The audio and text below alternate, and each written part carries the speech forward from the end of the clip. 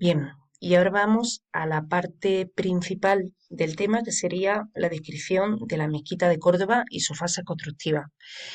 Este apartado, el apartado 2, la mezquita, estructura y características, realmente si aparece un tema por escrito, si esto aparece por escrito, no tenéis por qué incluirlo, pero sí es necesario que tengáis bien claro cuáles son las partes de una mezquita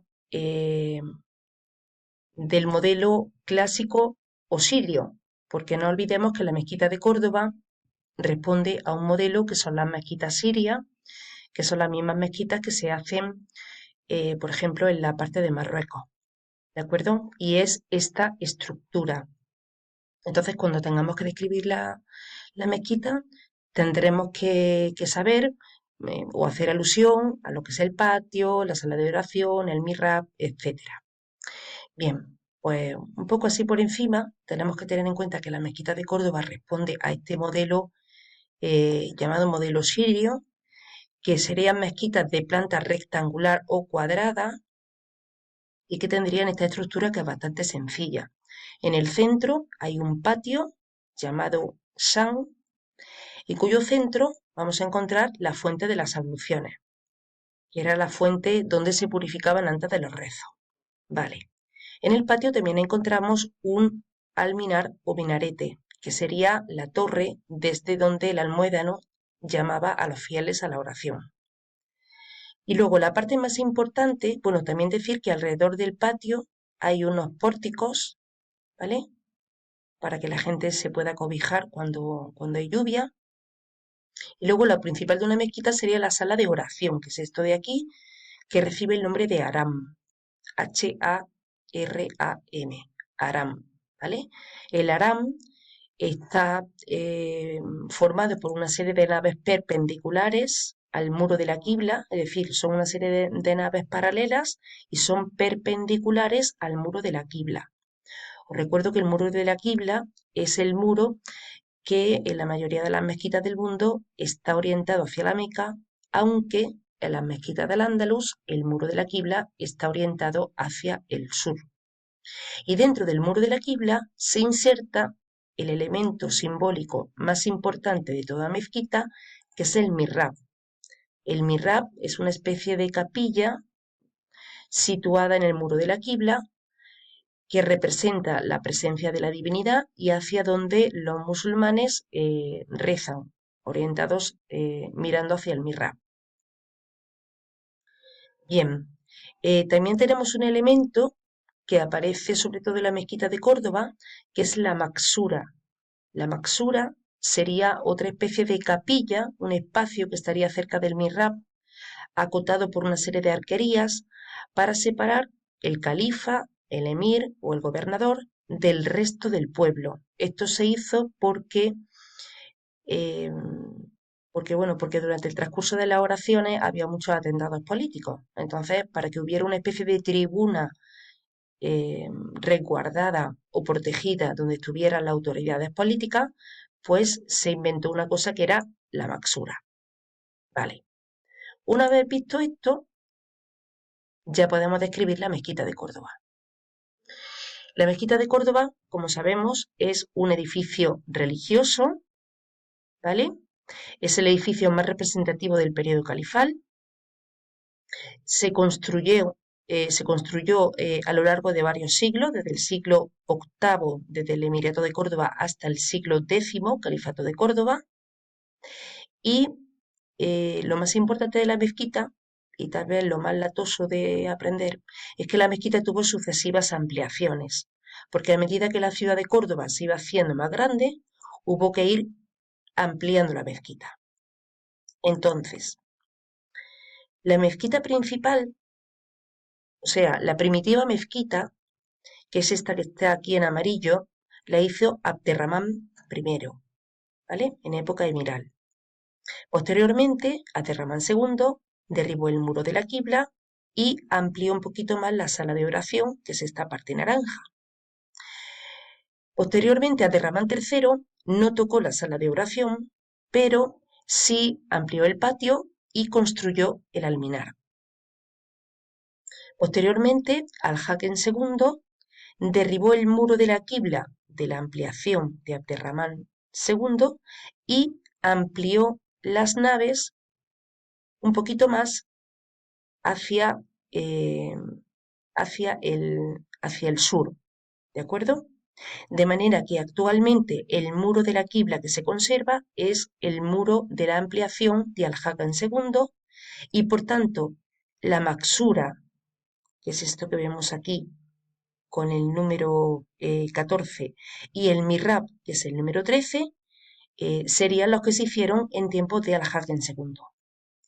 Pero la mezquita volvió a quedarse pequeña y entonces Almanzor volvió a hacer una tercera ampliación. Esa ampliación no pudo hacerse hacia el sur porque el río Guadalquivir estaba ya aquí muy cerca y la última ampliación de la mezquita se hizo aquí, que es esta que está en rojo, y se hizo hacia el este, que como veis es la superficie más grande de ampliación de la mezquita de Córdoba.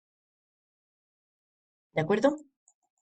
Antes de esto, también me he saltado decir que la primitiva mezquita que hizo Abderramán I se hizo sobre los restos de una iglesia visigoda, la iglesia visigoda de San Vicente, que si entráis para ver la mezquita que se entra por aquí, vais a ver en el suelo un cristal de metacrilato y si os asomáis a él podéis ver que debajo de los cimientos de la mezquita están los restos de la iglesia de San Vicente. Conclusión. En principio, en las ampliaciones de Abderramán I, Abderramán II y Al-Haken II, la mezquita constaba de 11 naves paralelas divididas por una hilera de columnas y arquerías que veremos ahora. Y posteriormente, con la ampliación de, eh, de Almanzor, el total de naves que tenemos actualmente es de 19 naves. ¿De acuerdo? Vale. Ahora hay que decir una cosa muy importante y que en los comentarios mucho no habéis incluido, que es el sistema de doble arquería que sustenta las cubiertas de la sala de oración. Resulta que la sala de oración o haram era muy grande y por tanto el techo no podía ser muy bajito porque entonces daría una sensación de agobio y de oscuridad tremenda. Entonces era preciso aumentar la altura de las cubiertas para que la sensación de agobio no fuese tan grande y para que entrase luz. Para ello, lo que se va a idear es un sistema que se copia de los sistemas de acueductos romanos, que es un sistema de doble arquería, superponiendo dos soportes. Es decir, aquí, la parte de abajo, se coloca una columna con su capitel, ¿vale? Encima del capitel se coloca un pilar, que es como una columna, pero de sección cuadrada, ¿vale? Y desde el capitel arranca un arco de herradura y desde la parte de arriba del pilar lo que arranca es un arco de medio punto. Entonces tenemos columna, pilar, arco de herradura y arco de medio punto. ¿Vale? Vale.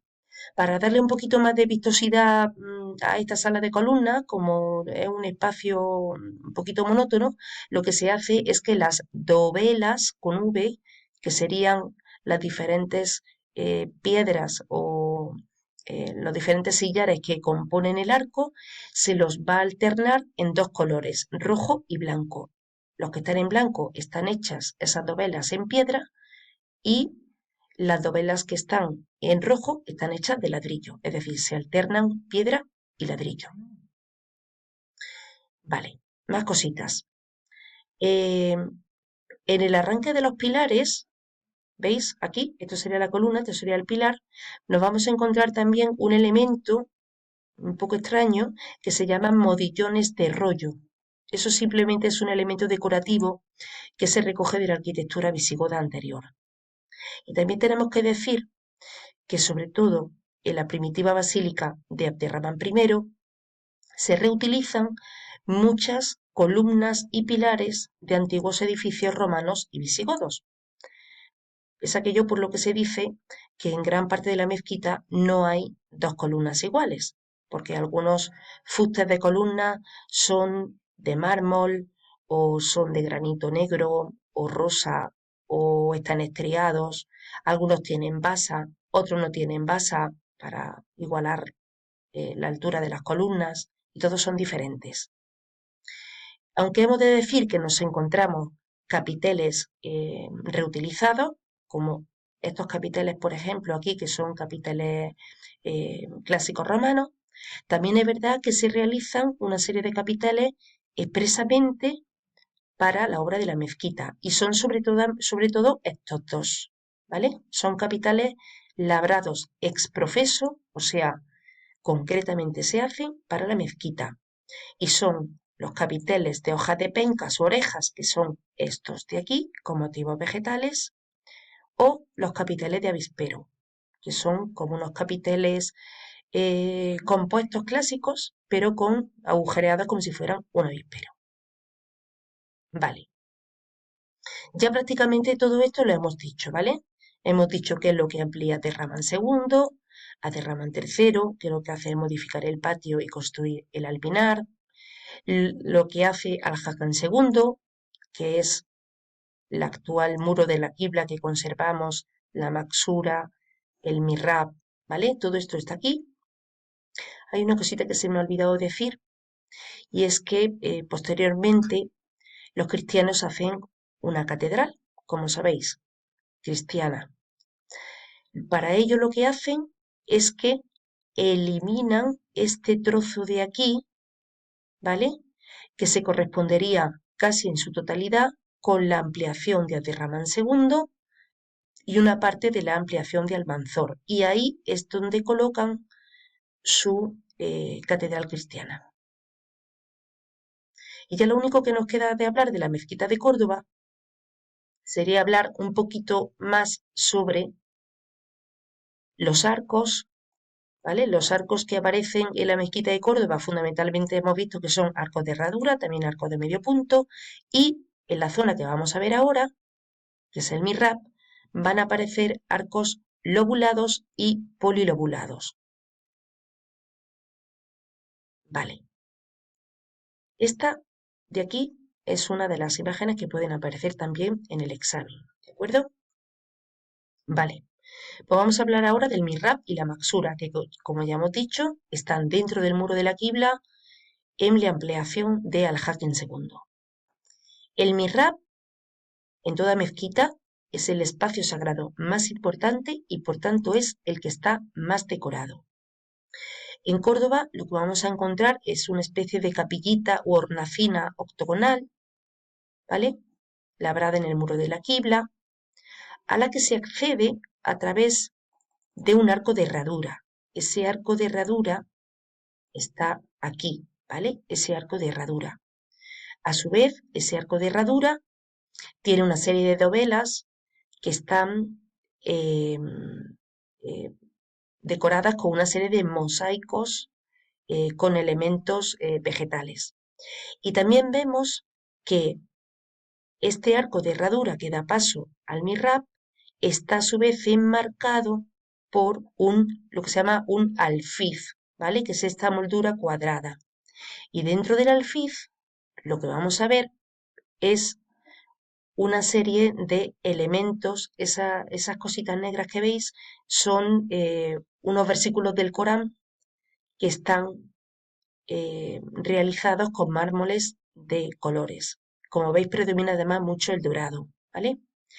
Justo encima de lo que sería la entrada del mihrab tenemos esa cúpula a la que hemos hecho antes mención, una cúpula gallonada, una cúpula califal, que se caracteriza porque los nervios se cruzan entre sí, pero dejando en el centro un espacio para una pequeña cupulita. Esa cupulita estaba decorada con mosaicos dorados, ¿vale? Mosaicos dorados de muchos colores. De hecho, se trajo a maestro